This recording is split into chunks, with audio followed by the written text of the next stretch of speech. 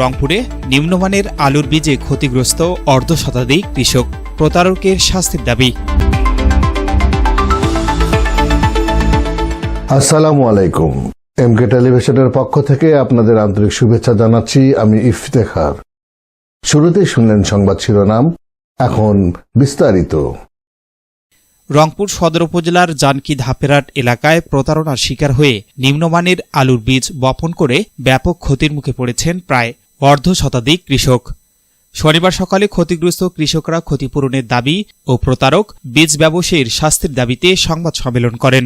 সংবাদ সম্মেলনে আলু চাষিরা জানান, তানভীর আলম নামের এক ব্যক্তি একটি স্বনামধন্য প্রতিষ্ঠানের নাম ব্যবহার করে তাদের কাছে আলুর বীজ বিক্রি করেন। ওই বীজ ভালো মানের বলে দাবি করা হলেও বাস্তবে তা ছিল নিম্নমানের। কৃষকরা সেই বীজ জমিতে বপন করার পর কাঙ্ক্ষিত ফলন না হওয়ায় তারা মারাত্মক ক্ষতির মুখে পড়েছেন। কৃষকদের অভিযোগ, প্রতারণার মাধ্যমে নিম্নমানের বীজ সরবরাহ করায় তাদের অনেকেই ঋণগ্রস্ত হয়ে পড়েছেন এবং আর্থিকভাবে বড় ধরনের ক্ষতির সম্মুখীন হয়েছেন। এ সময় ক্ষতিগ্রস্ত কৃষকরা সরকারের সংশ্লিষ্ট দপ্তরের দৃষ্টি আকর্ষণ করে দ্রুত প্রতারক বীজ ব্যবসায়ী তানভীর আলমের বিরুদ্ধে আইনগত ব্যবস্থা নেওয়ার দাবি জানান। পাশাপাশি ক্ষতিগ্রস্ত কৃষকদের ক্ষতিপূরণ দেওয়ার জন্য সরকারের প্রতি আহ্বান জানান তারা। তানভীর আলম আমাকে বললো যে বীজ ভাই ভালো আছে, আমার সুপ্রিমের বীজ, আলুর ফলন হবে খুব ভালো, আপনি আসেন। আমি গেলাম, আমি নিজে গেছি ওখানে, নিজে যায়া উনি আমাদের কাছ থেকে 40 টাকা কেজি নিছে আলু, আর এমনি বেরাকের আলুই মনে করেন 50 টাকা। এই প্রতারক তানভীর সুপ্রিম সিডসে ম্যানেজার হিসেবে বারবার পরিচয় দিছে আমাকে যে আমি সুপ্রিম সিডসের ম্যানেজার, আমার কাছ থেকে বীজ নেন, কোনো সমস্যা নেই। এই প্রতারক তানভীরের কাছে গেলাম, আমি যাওয়ার পর তার কাছে বীজটা চাইলাম, উনি বলতেছে কি এই আমি সুপ্রিম সিডসের ম্যানেজার, আমার বীজটা নেন খুব ভালো। আমি যখন আনলাম বীজটা, তানভীরকে আবার জিজ্ঞেস করলাম এটা কি সুপ্রিম সের বীজ? বলছে হ্যাঁ সুপ্রিম সের বীজ, কোনো সমস্যা নেই। তখন আমি ঢালার পরে গাঁড়ার সময় দেখি যে ভাই তানভীর সাহেব এটা তো গাঁড়া যাবে না। তখন তো ওই প্রতারক তানভীর বলতেছে ভাই গাঁড়েন, কোনো সমস্যা নেই, এটা সুপ্রিম সের বীজ, আমি দিছি, আমি সুপ্রিম সের ম্যানেজার, কোনো সমস্যা নেই। তখন গাঁড়ার পরে দেখি যে আলু গাজায় না, আবার ফোন দিলাম, কয় যে ভাই ওটা গাজাবে সব।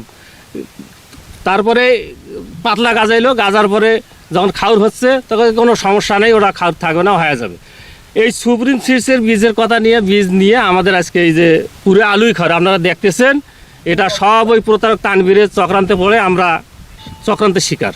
আমরা এখানে প্রায় 300 একর জমি আমরা চাষাবাদ লাগাইছি, কৃষক এখানে আছে উপস্থিত কয়েকজন।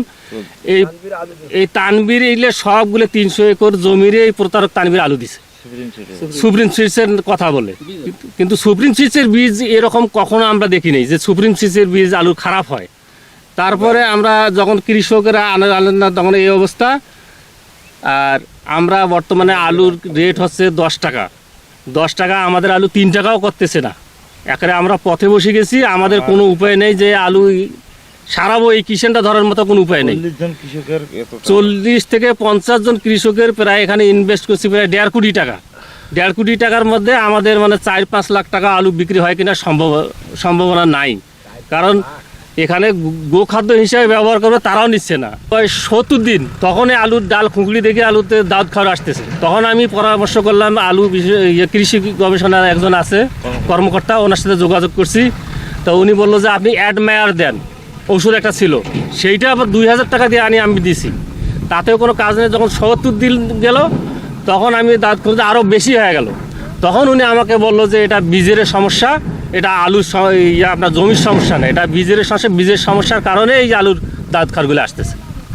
দাবিটা হচ্ছে আমরা এই প্রতারক তানভীরের কাছ থেকে ক্ষতিপূরণ চাই, সুপ্রিম সিডস কোম্পানি সহ আমার আইনের কাছে আমরা আপনাদের কাছে সহযোগিতা চাই।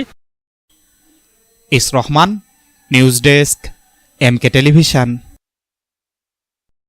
শেষ করছি এমকে টেলিভিশনের সংবাদ। এতক্ষণ আপনারা আমাদের সাথে থাকার জন্য অসংখ্য ধন্যবাদ।